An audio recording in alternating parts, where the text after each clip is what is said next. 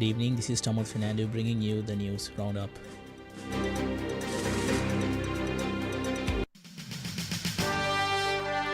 The top story on Gold FM.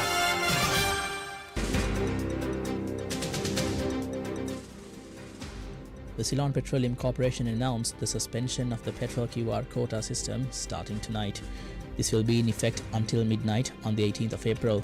The measure was taken to accommodate festive travel. Despite this temporary relaxation, Chairman Janaka Rajakaruna confirmed during a press briefing in Colombo that the odd-even number plate systems remain in full effect. Meanwhile, Chinese ambassador to Sri Lanka, Chi Cheng Hong, said that his country will ensure a continuous fuel supply to Sri Lanka through Sinopec.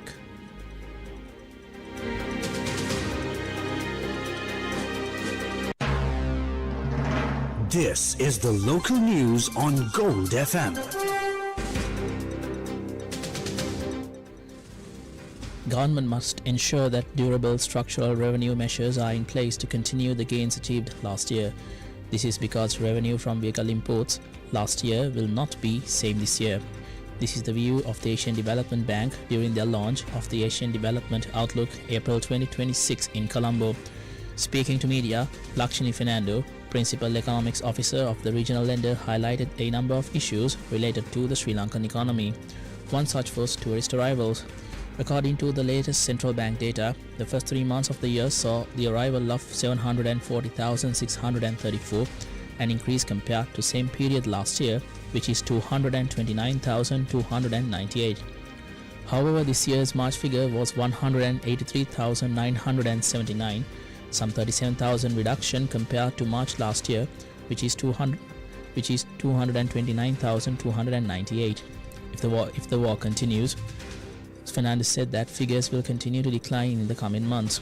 Meanwhile, foreign remittances in March, despite the war, was recorded at $254 million, an increase from $205 million compared to the same period last year.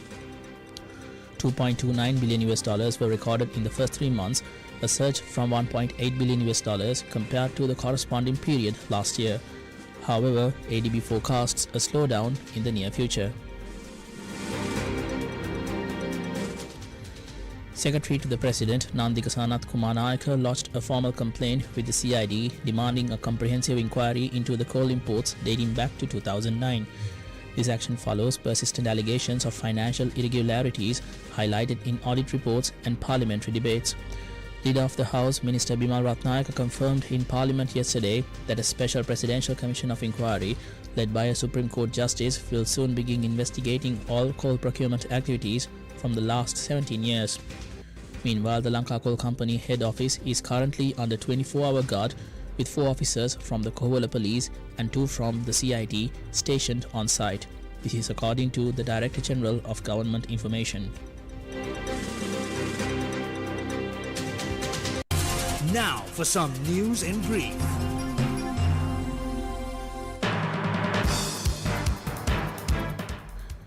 The Department of Meteorology predicts showers or thunder showers in the western, Sabaragamua, central, southern, northwestern and Ua provinces after 2 p.m. tomorrow.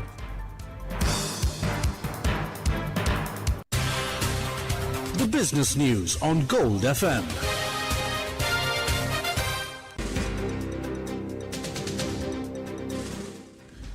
The United States Treasury reported a March budget deficit of $164 billion. This marks a 2% increase from the previous year. The rise stems primarily from a surge in individual and corporate tax refunds following recent legislative changes, alongside increased relief payments to farmers.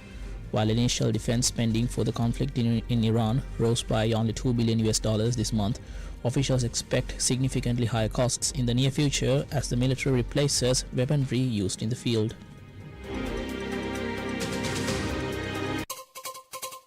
International news on Gold FM.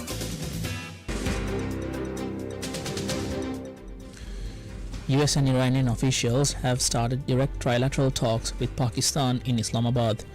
This morning, the US and Iranian delegations have both met Pakistani Prime Minister Shehbaz Sharif in separate talks ahead of peace negotiations.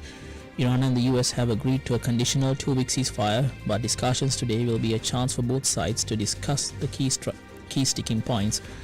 Meanwhile, Iran's first vice president, Mohammad Reza Aref, stated that peace talks between Washington and Tehran could produce a deal if the US worked to fulfill American interests in line with President Donald Trump's America First doctrine. He cautioned that there would be no accord if we face representatives of Israel first, unquote. Entertainment news on Gold FM.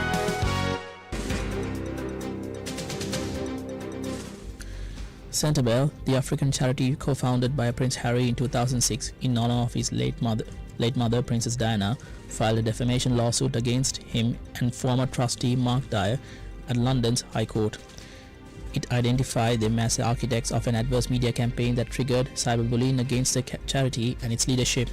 The legal action follows Harry and Princess of Lesotho's departure from the charity in March 2025, citing an irreparably broken relationship with the chair of the board.